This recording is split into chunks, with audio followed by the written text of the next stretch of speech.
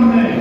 आज का यह दिन केवल कैलेंडर की तारीख नहीं है, बल्कि करोड़ों भारतीयों की भावनाओं का दिन है, जो हमें उन अनगिनत वीरों के बलिदान की याद दिलाता है, जिन्होंने मां भारती को गुलामी की जंजीरों से मुक्त कराने के लिए अपने प्राणों की आहुति दी।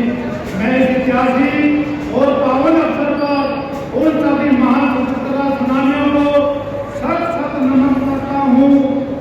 मैं विशेष रूप से उन वीर सैनिकों को प्रणाम करता हूँ, जो आज भी देश की सीमाओं पर अत्यंत विपरीत परिस्थितियों में भी हमारे तिरंगे की शान को बरकरार रखे हैं। यह उन्हीं की बदौलत है कि आज हम सब एक स्वतंत्र देश में खुली हवा में सांस ले रहे हैं। आज पूरा भारत तिरंगामय है, हर गली हर घर तिरंगे के रंग में रंगा है। ये तिरंगा हमारे गौरवशाली इतिहास, हमारे समाज और हमारे सपनों का जीवंत प्रतीक है।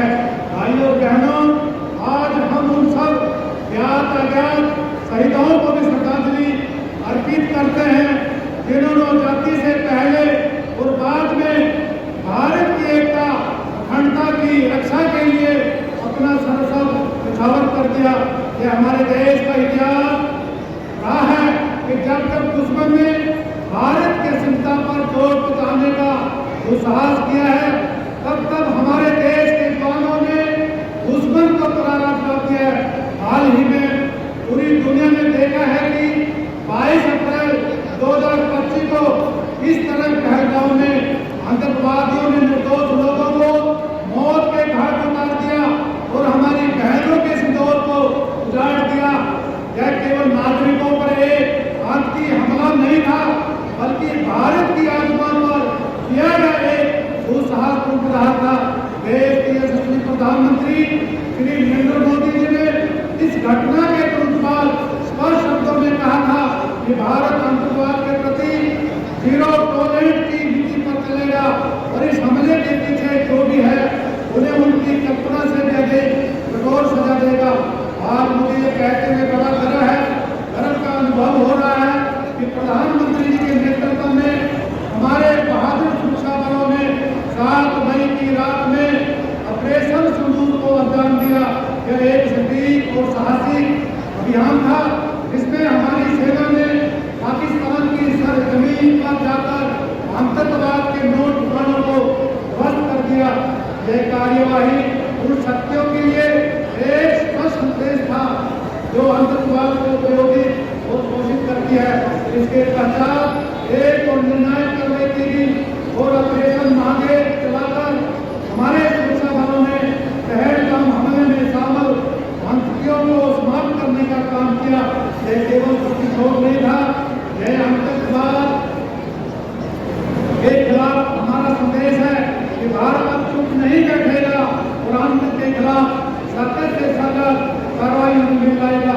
भाइयों और बहनों, हमारी सरकार ने शहीदों के परिवारों के सम्मान और भलाई को हमेशा अपनी पहली प्राथमिकता दी है। जो जवान देश की रक्षा करते हुए शहीद हुए, उनके आश्रित को अनुकंपा के आधार पर सरकारी नौकरी दी जा रही है। अक्टूबर 2002 से जून 2025 तक 410 शहीदों के आश्रितों को नौकरी दी गई है। हरियाणा सरकार ने हाल ही में अपने बजट भाषण में चरखी दादरी, हिसार और जमुनानगर में सेना की भर्ती की तैयारी के लिए सशस्त्र बल तैयारी संस्थान खोलने का निर्णय लिया है। साथ ही रेवाड़ी में एक सैनिक संग्रहालय बनाने का भी सरकार का प्रस्ताव है, ताकि हमारी युवा पीढ़ी अपने वीर जवानों के बलिदानों से प्रेरणा ले सके। हरियाणा की धरती केवल खेती बाड़ी में ही नहीं, बल्कि वीरता में भी अपनी ली है।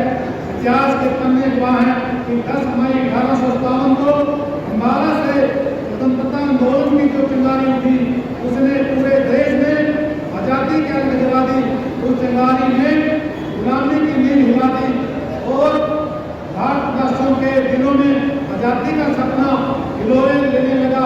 उस पहली चिंगारी की स्मृतियों को सजाने के लिए हरियाणा सरकार अम्बाला छावनी में एक भव्य शहीदी स्मारक का निर्माण करी है। विकास का नया अध्याय। भाइयों बहनों, पिछले 11 वर्षों से देशवासियों ने जो क्रांतिकारी बदलाव और अभूतपूर्व सफलताएं महसूस की हैं, वो प्रधानमंत्री मोदी जी के साहसिक और दूरदर्शी नेतृत्व का परिणाम है। पीएम किसान सम्मान निधि, उज्ज्वला योजना, आयुष्मान भारत, पीएम आवास योजना, पीएम सूर्यघर योजना और पीएम गरीब कल्याण अन्न जैसी योजनाओं के माध्यम से करोड़ों भारतीयों को सशक्त बनाया गया है। यह हर्ष का विषय है कि माननीय प्रधानमंत्री जी के नेतृत्व में लिए गए ऐतिहासिक फैसले देश के नव निर्माण में अहम योगदान दे रहे हैं। भगवान श्री राम लला के मंदिर का निर्माण कर करोड़ों भारतीयों की आस्था को मजबूत करना, 3 तलाक की कुप्रथा को खत्म करना और मुस्लिम महिलाओं को न्याय और सम्मान दिलाना और धारा 370 और 35 के जम्मू कश्मीर को अखंड भारत का हिस्सा बनाना जैसे अहम निर्णय देश की नई दिशा देने वाले कदम है। आज भारत केवल सांस्कृतिक और सैन्य शक्ति में ही नहीं बल्कि आर्थिक शक्ति के रूप में भी दुनिया में अपनी पहचान बना रहा है। 11 वर्ष पहले भारत की अर्थव्यवस्था दुनिया में 14 स्थान पर थी, 14वें स्थान पर थी, वो आज की सबसे बड़ी अर्थव्यवस्था बन चुकी है। प्रधानमंत्री के निरंतर प्रयासों से तीसरी अर्थव्यवस्था बनने की और हम तेजी से अग्रसर है। मुझे यह बताते हुए बड़ी खुशी हो रही है कि यशस्वी प्रधानमंत्री जी के नेतृत्व और माननीय मुख्यमंत्री श्री नैब सिंह सैनी जी के नेतृत्व में हमारी डबल इंजन की सरकार हरियाणा को नई ऊंचाइयों पर ले जा रही है। हम प्रधानमंत्री जी के विकसित भारत के संकल्प को पूरा करने की दिशा में विकसित हरियाणा का रोडमैप देकर चल रहे हैं। 2047 में जब देश आजादी के 100 वर्ष पूरे करेगा तब विकसित भारत के नक्शे में विकसित हरियाणा की एक अलग और गौरवशाली पहचान होगी। भाइयों बहनों, यह भी खुशी की बात है कि हमारी सरकार ने पारदर्शिता और जवाबदेही के लिए पोर्टल के माध्यम से लोगों को न केवल योजनाओं का लाभ दिया है बल्कि राजकाज में जनता की भागीदारी को भी सुनिश्चित किया है। हमारी सरकार ने बजट जैसे महत्वपूर्ण दस्तावेज तैयार करने से पहले आप नागरिक की रैली और उन सुझावों को बजट में शामिल कर जनता के लिए कल्याणकारी बजट बनाया। प्रदेश सरकार ने ऐसी योजनाओं को हमने जामा बनाया है जिससे गरीब व्यक्ति के जीवन स्तर में सुधार हुआ है। हमारा गांव जगमग गांव योजना के तहत गांवों को 24 घंटे बिजली, हर घर नल से स्वच्छ जल, फैक्ट्री कार्ड से गरीबों को मुफ्त यात्रा, श्रमिकों को वित्तीय सहायता, किसानों को बोनस और मुआवजा, ये सब हमारी प्रतिबद्धता का प्रमाण है। भाइयों बहनों, हमारे प्रधानमंत्री जी ने विकसित भारत के 4 स्तंभ बताए हैं जिनमें युवा, अन्नदाता, महिला और गरीब शामिल है। मुख्यमंत्री जी के नेतृत्व में हमारी सरकार इन स्तंभों को मजबूत करने के लिए अनेक कल्याणकारी योजनाएं चला रही है। युवा, मुझे खुशी है कि हमारी सरकार ने बिना खर्ची के पिछले 1 साल में 30,000 युवाओं को नौकरी दी है और अब तक 1,80,000 युवाओं को नौकरी दी जा चुकी है। युवाओं को नशे से दूर रखने के लिए जो नशा मुक्त अभियान चलाया जा रहा है, हरियाणा खेलों को भी लगातार बढ़ावा दे रहा है। और ये गर्व की बात है कि हरियाणा ओलंपिक विजेता खिलाड़ियों को सर्वाधिक पुरस्कार राशि देता है।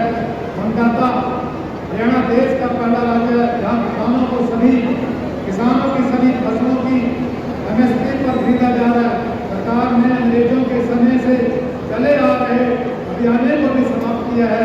हमने किसानों को फसल खराबे के मुआवजे के रूप में पिछले 10.5 सालों में 15,465 करोड़ रुपए दिए हैं। महिला, माननीय प्रधानमंत्री जी ने महिलाओं को सशक्त करने के लिए पानीपत से देशव्यापी बीमा सखी योजना का शुभारंभ किया है। उसी तर्ज पर हरियाणा सरकार ने भी घाटों सखी योजना शुरू की है। हमारा लक्ष्य 5 लाख महिलाओं को लखपति दीदी बनाना है।